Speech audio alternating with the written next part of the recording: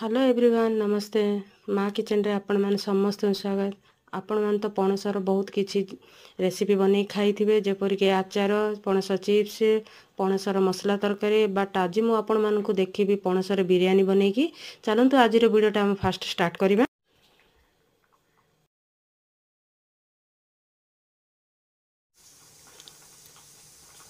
प्रथम आम छोटे प्लेट ऑयल नवा तापर पणस को मुझे फाड़ कर काटिदेली। एबे आम हाथ में तेल लगेबा। तेल मु एथिपाई लगेली अठा न लागो हाथ रे बोली पणस काटिबा टाइम रे आम तेल लगेकरी पणस काटिले हाथ जाक अठा लागबनी।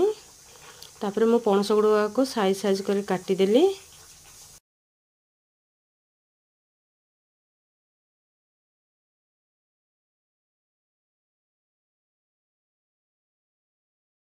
पुणी थे मो हाथ में ऑयल लगेली पणसर चप्पा गुड़ा को काटिदेबा आम धीरे धीरे। तापर पणस गुड़ा को बड़ बड़ साइज कर काटिली कहीं ना बिरयानी बड़ साइज दरकार। एबे चलतु टिके भल से आउरी धोईदेबा पणस गुड़ा को। तापर आमर लुण टिके पकेबा हलदी गुंड पकेबा। मु गैस ऑन करदेवी। एबे पणस गुड़ा को सिझेबा पे आम छाड़ीदेबा। आमर पणस गुड़ा को सिझीगला। एबे मु सेतिरे हलदी गुंड लंका गुंड दही पके मैरिनेट करदेली। एपटे आमर जहाँ जहाँ बिरयानी की लगे से सब सामग्री जाक रेडी कर देइछि।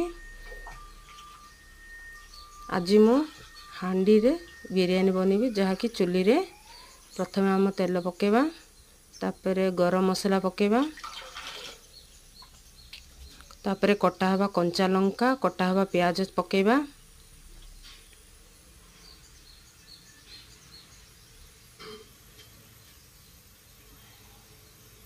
यह भल से भाजी नेबा। यह भाजी है से पर मु अदा रसुण प्याज पेस्ट पकेली। यह कहले भल से भाजी नेबा। यह कषी है पर तापरे आमर पकेबा ग्रीन मटर ता सहित गाजर गाजर ग्रीन मटर को हेले मु भल से कषी देली। सेतिरे आमर चिकेन मसला एवरेस्ट बिरयानी मसला जोटा कि एवरेस्ट ही पकेली मु। तापरे मु टमाटर पकेली सबुतक मसला टमाटर सबको मु भल से कषी देली। यह कषी है पर मैरिनेट करथा पणस को पकेली। यह कहले भल से ऊपर तल घांटी देली। तापरे स्वाद अनुसार मु एथिरे लुण पकेली। यह कहले भल से मिसई देली। तापरे मु चाउल पकेली जहाँ कि किलो चाउल आमर कंसारे मु मापी थिली से अनुसार माप से कंसा माप अनुसार ही पानी दिथर करी मु पकेली। तापर यह को भल से घांटिली एवं सिझापी बोली मु प्लेट आमर बिरयानी सिझापी बोली मु प्लेट घोड़े देली। देखो आम बिरयानीटा हो गला।